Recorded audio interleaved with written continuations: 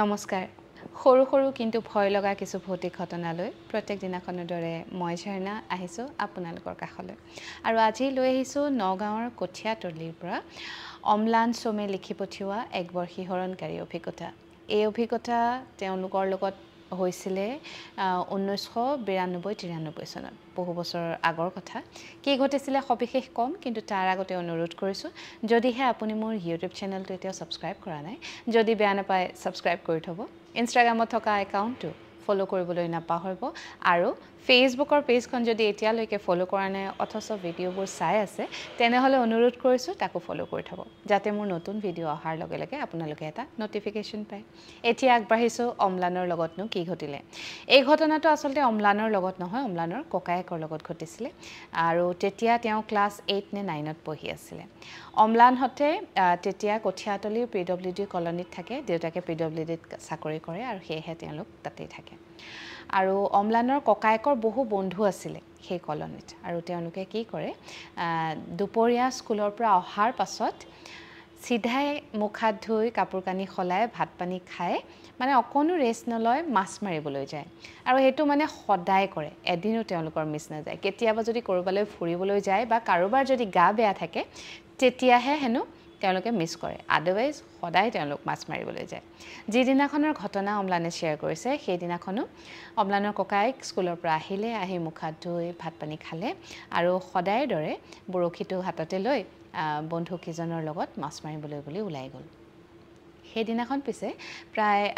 4:30-5 মান বজাত তেওঁৰ বাকি বন্ধুসকল সকলো ঘৰলৈ উভতি আহিলে পিছে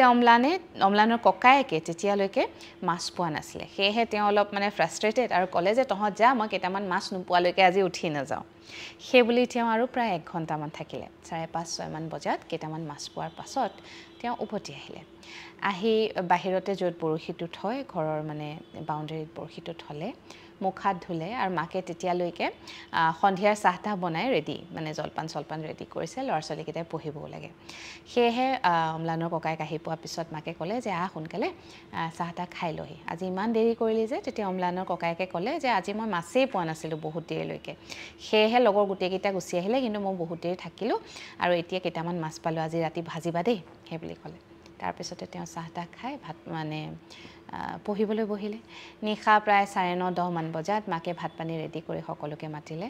অম্লান তেতিয়া একেবাৰে সৰু অম্লানৰ ককায়েকেও ভাইকক লগতে লৈ আহি ভাত পানী খালে খাই বৈ সকলো নিজৰ নিজৰ ঠাইত শুবলৈ গ'ল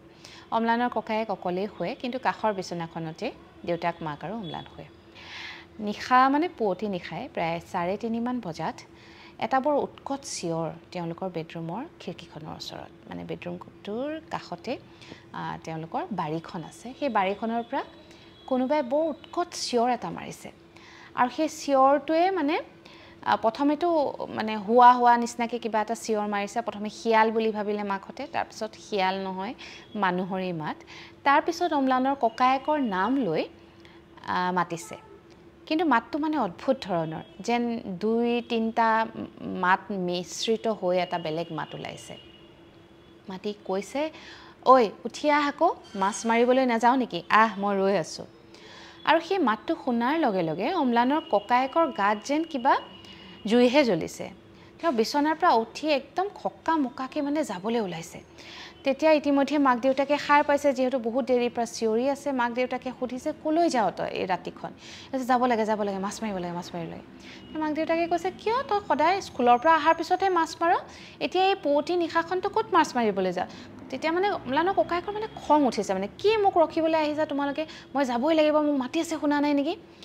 তেতিয়া দেউতাকে কিবা এটা বুজি পালে আৰু তেওঁলোকৰ বেডৰুমটোৰ কাষতেই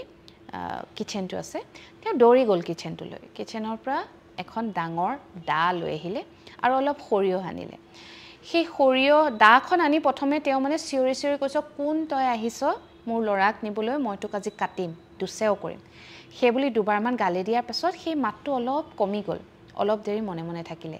মাতটো নুশুনিলে অম্লানৰ ককায়েকো আকৌ মনে মনেই থাকে কিন্তু আকৌ অলপ দেৰিৰ পাছত মাতটোৱে যেতিয়া মাতিছে তেওঁক নাম কাঢ়ি অম্লানৰ ককায়েকৰ আকৌ হুলস্থুল লাগিছে এইবাৰ দেউতাকে কি কৰিলে হাতৰ মুঠিত থকা সৰিয়হখিনি অম্লানৰ ককায়েকৰ গালৈ জাৰুপকে মাৰি পঠিয়ালে সেই সৰিয়হখিনি মাৰাৰ লগে লগে ল'ৰাজন ঠাইতে মানে মূৰ্ছা যোৱা দি গ'ল যেন সপোনতহে তেওঁ চিঞৰ বাখৰ কৰিছিলে আকৌ লগে লগে টোপনি গ'ল তাৰপিছত সেই সৰিয়হ অলপ আৰু আছিলে তেওঁৰ হাতত গোটেই মানে ঘৰ ৰুমটোৰ চৌপাশে ছটিয়াই দিলে খিকিখন খুলি বাহিৰলৈকো ছটিয়াই দিলে তেওঁ কিবা এটা বুজি পাইছিলে যে এইটো মানুহৰ কথা হ'ব নোৱাৰে কোনেও এই ৰাতিখন নামাতে গতিকে এইটো বেলেগ কিবা বস্তু আৰু তেওঁ ধৰিব পাৰিছিলে যে এইটো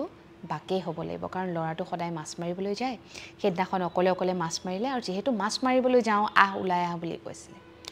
তাৰপিছত তেওঁ তেনেদৰে কৰাৰ পিছত সেই মাতটো আচৰিত ধৰণে নাইকিয়া হ'ল মাক দেউতাক সেইদিনাখন পূৰা উজাগৰি কটালে অম্লানো টোপনি গ'ল যিহেতু সৰু আছিলে ককায়েক একেবাৰে টোপনি পিছদিনাখন ৰাতিপুৱা মাকে তেওঁক জগোৱা নাই যিমান দেৰিলৈকে শুবলৈ দিলে স্কুলো ক্ষতি হ'ল ককায়েকৰ তাৰপিছত যেতিয়া উঠিছে মাক দেউতাকে যেতিয়া সুধিছে তেতিয়া ল'ৰাটোৰ একো কথাই মনত নাই উল্টাই আকৌ মাককহে কৈছে মোক নজগালা কেলে স্কুল যাব লাগিছিলে মই তাৰপিছত মাকহঁতে তেতিয়া ক'লে যে এনেকুৱা এনেকুৱা তোৰ লগত ঘটিছে গতিকে অলপ দিন তই সাৱধানে থাকিব লাগিব আৰু মাছ মাৰিবলৈ অকলে তই কেতিয়াও যাব নোৱাৰ